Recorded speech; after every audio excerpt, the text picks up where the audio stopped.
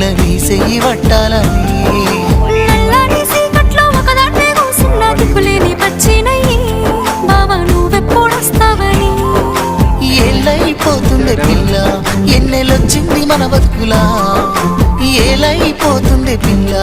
ఏలు వట్టంగా వస్తున్నాయా ఇన్నాళ్ళ ఎడబాటు ఎడవాసిపోతుందిలే ఈ సీనయ్య గుంటున్నదే సినదారా నీ కోసము ఈ దూరాన్ని చెరుపుతూ తీరాల కగిలింది అందాల ఈ మానవు ఓ బావా చూస్తున్నా